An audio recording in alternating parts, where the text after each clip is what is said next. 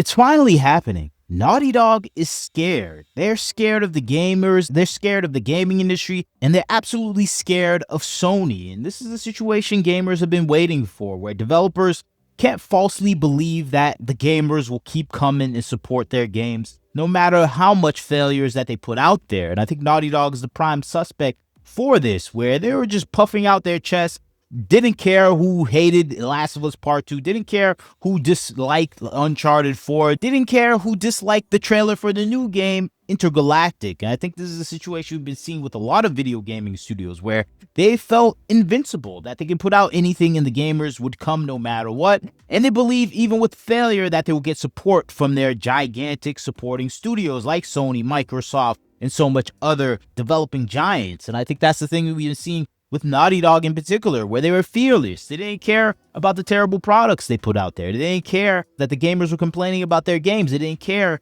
that they pushed out something that was uninteresting to the gamer base as a whole. And I think that's the thing we've been seeing with all the games coming out from Naughty Dog, where they've been disappointments for the most part. And even with their successes like Uncharted 4, they were still disappointments because they broke away from the things that we loved about those games and series. And I think that's the thing we've been seeing consistently from Naughty Dog. It's been a failure factory for a lot of gamers. It still had nominal success because it had the background of all the successes beforehand, all the Uncharted games, Crash Bandicoot, Jak and Daxter, so much titles that were successful, so gamers gave them a reprieve for their failures or even gave them second chances no matter what. And I think Last of Us Part 2 was the driving force that ended those second chances, and now we're seeing things develop in a completely different direction with Naughty Dog, where now they're censoring things that they would never have censored in the past. I'm talking about rainbow t-shirts. And this is the thing that's causing gamers to celebrate as they see some restrictions being put on Naughty Dog, as they look at what's happening in the gaming industry and probably societally as well. And they're noticing, hey, we can't talk trash about gamers anymore. We can't talk trash about half the audience, and we can't really pander to one side of the audience because gamers are not buying our games anymore. And I think this is the thing people are seeing with some of the censorship happening within Naughty Dog itself as it puts out promotional material for their 40th anniversary. And I think this is the thing people were talking about online with this particular shot, where people were saying, hey, Naughty Dog's realizing gamers really have a short temper to people trying to pander or lecture them on different subjects outside of video games. And I think that's the thing people are seeing reflected with some of the censorship around some of the logos of some of the producers and directors that are working on Naughty Dog games. They're seeing a lot of shirts blurred out. People are saying it's brand logos, but people clearly see a rainbow pattern in some of these censorship details that have come out, where they're saying, okay, this looks like something like an Antifa flag, a rainbow colored flag, and you can just probably have an inference from the person that is wearing it, where they seem like a representative of a certain minority groups. And I think that's the thing people are taking special notice of, where they're going, okay, they're restraining themselves here because they know the gamer base is touchy right now. It's sensitive. They are really reacting to anything. They can sift out any clues of what your game is about, and they will just not buy it off face value. They're judging a book by its cover right now because every single book has the same cover. And I think that's been the gaming industry these past few years. I mean, you can just look at this past decade of character design, where they all look the same gigantic jaw, the same diverse push of character traits and minority issues, the same look masculinized and defeminized to be more appropriate for this generation of people that are less gender focused. And we saw this with so much titles where gamers can instinctively look at your trailer and know what it's about and don't really have to play your game anymore. And I think this is the thing we saw with Intergalactic, where people, even before the trailer ended, knew it was Naughty Dog because they saw all the gender narrative stereotypes that we would see in this scenario. And I think that is the thing I saw when I saw the trailer. I was like, okay, this is Naughty Dog. This is focused on this non-binary issues. She looks like a character from The Last of Us 2. It was too obvious. And I think this is what we see with so much titles that are coming out nowadays, where it's too obvious what the title is trying to do, what the game is trying to do, where gamers can simply ignore it and not miss out on anything at all. And I think that's the thing we see with the modern day gaming world, where we have these issues that are being pushed onto us at the forefront. And Naughty Dog is especially known for that. We saw them change characters to be more friendly to less feminine people and to be more trans friendly. And this is just something that happened with The Last of Us 2. And this is something that we saw pervasive all throughout the gaming industry in general, where they're stripping away femininity to be more friendly to LGBTQ, particular trans identified people. And I think that's the thing we keep seeing in the gaming industry, and gamers can notice it. And once they notice it,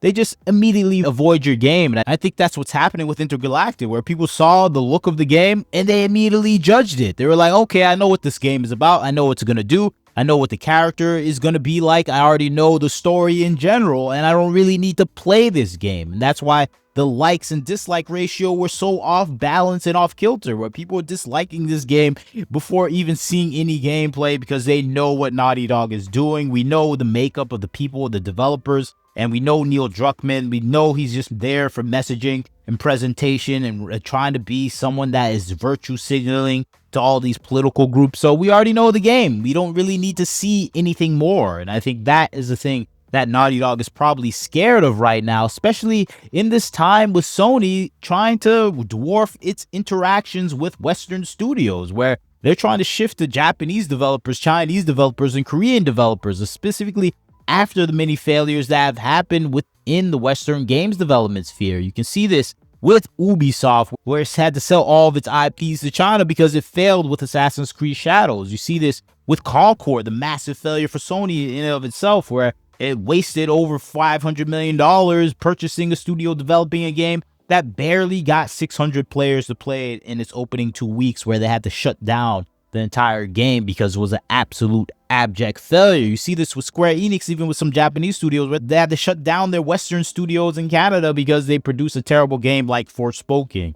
And this is a consistent pattern that a lot of Western developers are noticing. We saw this with EA, where they had to sell their entire company to Saudi Arabia because they pushed out so much failures that it just sunk down the cost of the company and its overall value. And this is the situation we keep seeing in the Western gaming environment. And it seems Naughty Dog is privy to it. They notice, hey, a lot of these games are being sold. No one's supporting our failures anymore. And I think that is the thing that we're seeing with Naughty Dog, and that's what gamers are noticing with some of the censorship of some of the conversations and looks and clothes of the developers, where it's becoming obvious that, hey, they notice that gamers are noticing them and everything that they're doing, and they're not going to stand for it anymore. And I think that is the thing that we see representative in this kind of 40th anniversary trailer, where we see all the noticeable game devs that have ruined our entire franchises for Naughty Dog. We see the representative icons, the things that establish, hey, we know this person is going to produce a terrible game. And I think that is a situation we keep seeing with